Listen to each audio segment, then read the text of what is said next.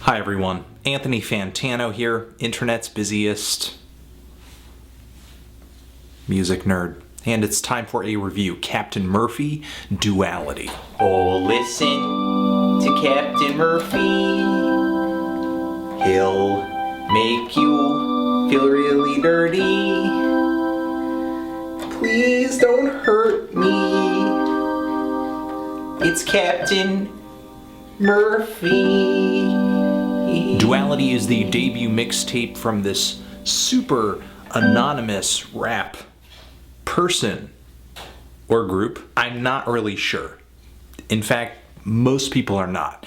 And those who have worked closely with this project have been pretty tight-lipped in terms of identities. People like super producer Flying Lotus and Odd Future member Earl, who were both featured on a track of this tape, but that has not stopped them from kind of landing on the short list of possibilities in terms of who Captain Murphy is. People have also guessed that Captain Murphy may be weird West Coast MC Zero, or even Tyler the Creator, or maybe even just some random member of the Brainfeeder Collective, or some just unknown person. However, that last one, I wonder how plausible that really is, considering there is kind of a budget, or at least some manpower behind this project, considering the visuals, the very high quality, colorful visuals that have been getting attached to some of this project's videos, plus the fact that guys like Earl and Flying Lotus are within close collaborative reach, and the connection this project has with Adult Swim in sampling its content,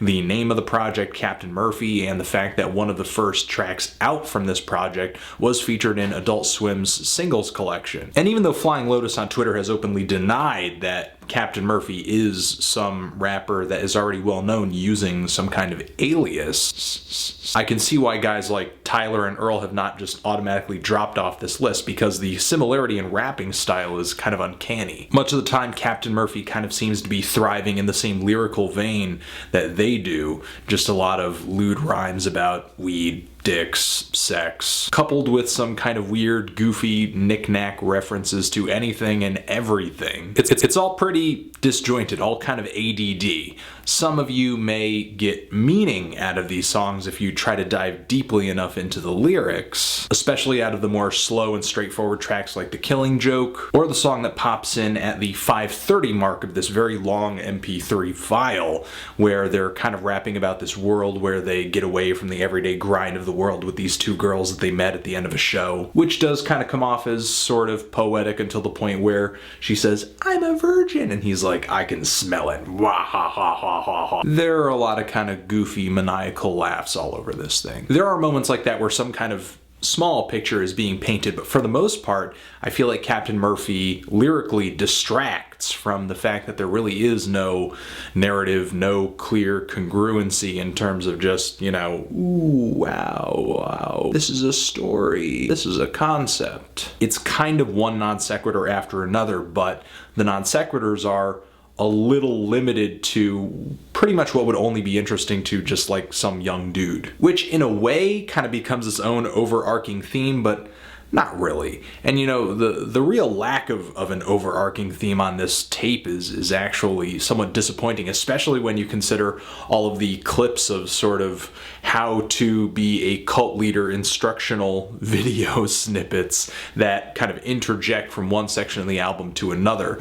It would actually be pretty cool to hear some songs that kind of touched on that, especially since it is these audio clips that make a lot of spots on here pretty eerie. If you are a hip-hop lyrics purist, most likely this album will not be blowing your mind in terms of verbiage. There are some verses on here that are pretty nice, especially the last verse on the track The Killing Joke, where it's sort of painted that Captain Murphy is this dark, heroic character, but also the Joker, this aggressive, chaos-loving fiend. But still, even as this album is kind of chasing after these MF Doom-esque sound collages and villainous musings, it's not like this album comes off as incredibly deep.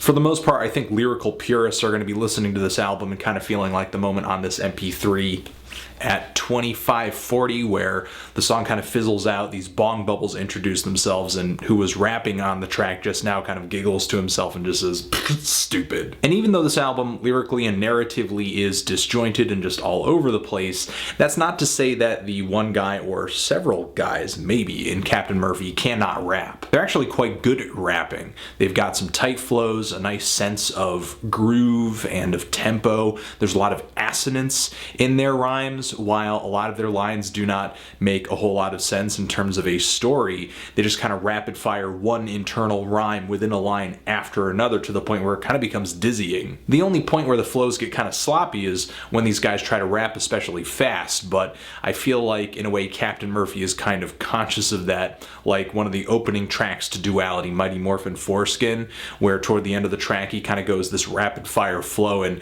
it just kind of ends with though the album does have this villainous kind of outward image, it's generally silly and entertaining. The kind of album that would reference a shaman eating ramen in the parking lot or dancing the Dougie with the devil in the moonlight. The production on this tape, though, is a completely different story for me. It's actually what kind of makes this album palatable. It's colorful. It's kind of dark and moody. It enhances the cartoony nature of the vocals, and I would actually say to an extent it is psychedelic. It reminds me of artists like Quasimodo and Shabazz Palaces. And I wouldn't be surprised if Flying Lotus had produced more tracks than just Between Friends on this tape. While the lyrics can be fun, these beats and these effects all over this tape really kind of take precedent in a way, at least for me, because especially in the last third of this LP, Captain Murphy isn't really offering all that much that's new in terms of concept. Plus, a lot of these verses on these tracks can be kind of short, not really all that wordy, and the songs themselves that these verses are in tend to last about 1 to 3 minutes each. If there are in fact lyrics in the track and it's not just kind of like an instrumental moment or another sound collage. It's actually kind of a barrage of little songs, but it actually ends up feeling pretty consistent because of the beat style, because of the rhyming, and how creatively and interestingly they are segued with not only these snippets from this cult leader instructional video, but some really awesome beat changes and segues. I actually think some of the beats on this tape are some of the best hip-hop instrumentals I've heard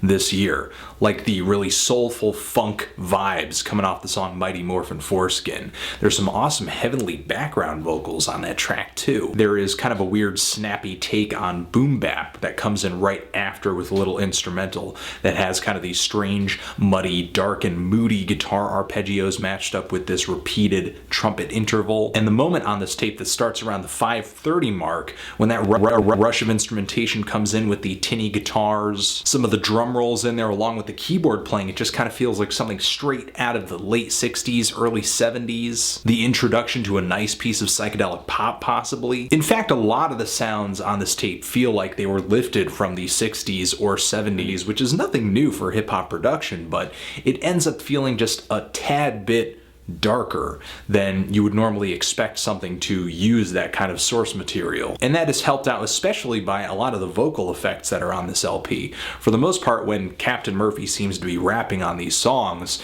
there is some pitch shift stuff going on with the vocals to make them a few levels lower. Sometimes the production pitch shifts two sections of vocals, lays them on top of each other for a pretty strange effect as well. And that keyboard sound, what is it, like a Celeste on the track Between Friends that Flying Lotus produced, just the that plinky metallic melody on that track, it's eerily beautiful. And just the similarity of that track just texturally, stylistically with other beats on this album leads me to believe that maybe, just maybe, Flying Lotus might have made another instrumental or two on this thing. The only instrumental to me that really felt out of place is when these guys kind of hopped on an instrumental from that new Tonight EP that dropped earlier this year, and I just didn't really feel like it kind of fit in with the flavor of this LP, and didn't really kind of go with the strange, cartoony, and kind of blunted feel that this tape brought so far. Overall, I actually liked this tape. I thought it was very creative, very animated, kind of one chamber after another of weirdness. I love a lot of the instrumentals. I love the way that they brought these tracks together that could have seemed very disjointed, but because of how they were linked very logically and very interestingly, this project flowed really well. The only thing that I wish came about on Duality is that Captain Murphy created a lyrical world that came off as deep and as interesting as the instrumentals and just the overall sound of this thing. Sometimes Captain Murphy does sort of succeed at creating kind of a world around this character, but sometimes, especially on a track like Killing Joke, where he kind of makes this jab about, I'm anonymous, you'll never find out who I am, blah, blah, blah, blah, blah. It just feels really gimmicky and goofy. I'm feeling a strong 6 to a light 7 on Duality. If you've given it a listen, I imagine some of you have. What did you think about it? Did you love it? Did you hate it? Why? And what do you think I should review next? Anthony Fantano, Captain Murphy. C-Lab, forever.